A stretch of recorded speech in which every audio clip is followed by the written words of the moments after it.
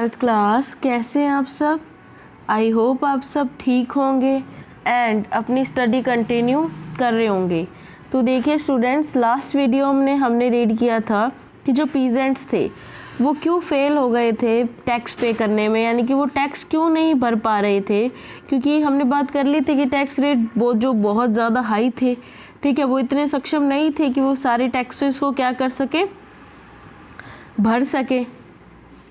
ठीक है, तो आज हम इसका नेक्स्ट पॉइंट करते हैं। नेक्स्ट पॉइंट का नेम है why peasants failed in paying taxes.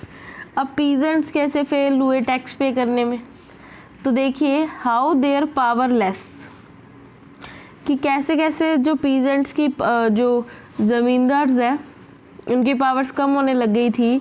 तो zamindar troops banned, custom duty abolished, not organise local justice and police. यहाँ पर पीजेंट्स की जगह ज़मींदार आएगा कि वाई ज़मींदार आर फेल टू पे टैक्स। ठीक है, अब ज़मींदार ट्रुप्स बैंड, यानी कि ज़मींदार वगैरह की जो जितनी भी पावर्स हैं उनको छीनने लग गए थे ब्रिटिशर्स। उनकी जो कस्टम ड्यूटीज़ थी, ठीक है, उनको भी एबोलिश ख़त्म कर दिया गया था। और वो क्या करते थे, ऑर्गेनाइज नहीं कर सकते थे लोकल जस्टिस, यानी कि पहले पीजेंट्स के पास पावर थी, यानी कि वो लोकल लेवल पर कानून व्यवस्था कर सकते थे और पुलिस वगैरह भी उनके अंडर में थी। बट बाद में ज़मींदारों से ये जो अधिकार है, ये राइट है, छीन लिया गया ब्रिटिशर्स के द्वारा।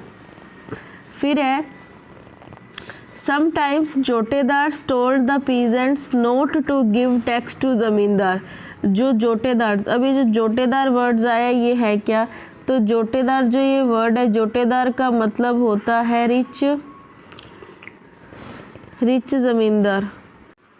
उसके बाद क्या है, जो जोटेदार्स है उसमें क्या है, रिच पीजेंट्स को बोला जाता है। क्या बोला जाता था, जोटेदार्स किन को बोला जाता था, रिच पीजेंट्स को। अब जो ये रिच पीजेंट्स थे ये क्या करते थे, told the peasants not to give tax to ज़मींदार।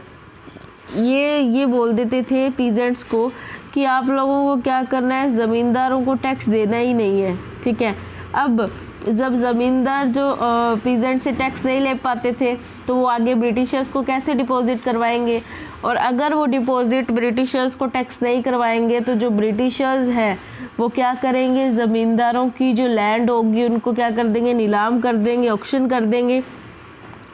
और जिसके कारण से जो ब्रिटिशर्स का घाटा हुआ है, जो टैक्स की जो अमाउंट है उन्हें नहीं मिल पाई है ज़मींदार की वजह से, वो ज़मींदार की प्रॉपर्टी को नीलाम करके बेच के क्या कर सके, अपना प्रॉफिट रिगेन कर सके।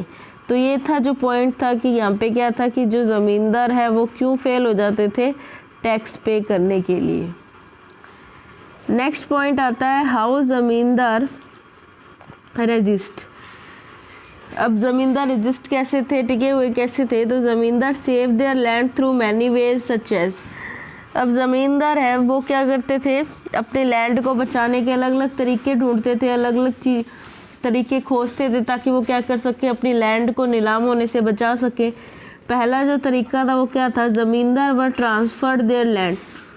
ज़मींदार अपनी ज़मीन अपनी माँ के नाम पे, अपनी बेटियों के नाम पे, अपनी बहनों के नाम पे कर देते थे ताकि वो बता सके, ब्रिटिशर्स जब भी उनसे पूछेंगे उनके पास लैंड है या नहीं तो वो ये बोल सके कि उनके पास कोई भी लैंड नहीं है, ये तो उनके घर पे जो फीमेल कैटेगरी है उनकी ही लैंड है।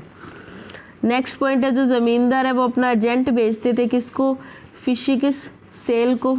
ठीक है, agent bought land and refuse to pay money. Agent क्या करते थे, लैंड खरीद लेते थे लेकिन मनी नहीं देते थे। ठीक है, that then another agent he bide and then refuse to pay. This process go on at last after tired EIC यानी कि East India Company send land back to zamindar at lower prices. मतलब क्या था कि ज़मींदार पहले तो बोल देते थे कि हम आपको अपनी लैंड दे देंगे, ठीक है, लेकिन बाद में क्या वो देते नहीं थे, ठीक है, पैसे ले लेते थे। तो बाद में ब्रिटिशर्स को, ईस्ट इंडिया कंपनी को दुखी होकर उनकी लैंड उनको वापस देनी पड़ी, वो भी किन पे, कम दामों पर, लोअर प्राइसेस पे उनको उनकी लैंड जो है वापस देनी पड़ी। किन को देनी पड़ी, अंग्रेज़ों को, ब्रिटिशर्स को। नेक्स्ट पॉइंट है sometime for loyalty to zamindar peasants restricts the entry of outsider for bite. मतलब क्या, कुछ टाइम पे अपनी वफादारी निभाने के लिए जो पीजेंट्स होते थे, ज़मींदारों के प्रति, वो क्या करते थे, आउटसाइडर्स को वहाँ आने नहीं देते थे उनके इलाके में। Zamindar beat with lathi and attack the houses of those who bought the land so, ठीक है, he return the land to British and British give to zamindar. मतलब क्या है कि वही तरीका जो अभी थोड़ी देर पहले पॉइंट समझाया, बिल्कुल वही सेम था।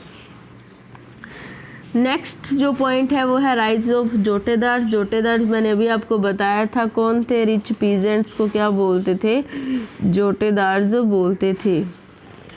तो jotedars were the rich peasants, they were very powerful, ये बहुत पावरफुल थे नॉर्थ बंगाल में। और इनको क्या बोला जाता था, हालोदार्स, मांडल्स, कांठीदार्स, ठीक है। Information from the accounts of Francis Buchanan, और ये क्या करते थे, इन्फॉर्मेशन देते थे इनसे। रीज़न क्या थे कि जोटेदार्स बहुत ज़्यादा रिच होते थे, इसलिए वह क्या करते थे, कंट्रोल करते थे अपनी लोकल ट्रेड को, और जो रूरल पॉपुलेशन थे उन पे भी, जो पैसे वाले लोग होते हैं वो तो आसपास के इलाके पे क्या कर सकते हैं, अपना रूल कर ही सकते हैं ना। नेक्स्ट पॉइंट है जोतेदार्स वर वेरी रिच, जो जोटेदार्स थे वो बहुत ज़्यादा अमीर थे, ठीक है। So they gave loans to the poor peasant, इसलिए वो क्या करते थे, पुअर किसानों को क्या देते थे, इंटरेस्ट, लोअर इंटरेस्ट पे क्या देते थे, मतलब हाई इंटरेस्ट पे पैसे देते थे, ब्याज उनसे बहुत लेते थे कम पैसों में ही, ठीक है। नेक्स्ट पॉइंट है jotedars bought the land of the zamindars which were auction by Britisher. Jotedars वो लैंड भी खरीदते थे ज़मींदारों की जो नीलाम कर दी जाती थी, ठीक है, जब ज़मींदार अपनी पावर खो देते थे तब। Jotedar sometime told the peasant not to give tax, और जोटेदार क्या करते थे, कई बार ज़मींदारों के खिलाफ हो जाते थे, और जो किसानों को है, पीजेंट्स को है, बोलते थे कि आपको क्या है, टैक्स नहीं देना ज़मींदारों को, ठीक है स्टूडेंट्स। तो ये थे हमारे कुछ पॉइंट्स। अब 5th रिपोर्ट है वो हम कर लेंगे नेक्स्ट वीडियो में। ये चैप्टर बहुत जल्द ख़त्म होने वाला है, इसलिए आप साथ साथ में इस चैप्टर को करते रहिए, अच्छे से पढ़ते रहिए, समझते रहिए, ठीक है students. Thank you and have a nice day, be safe, be healthy.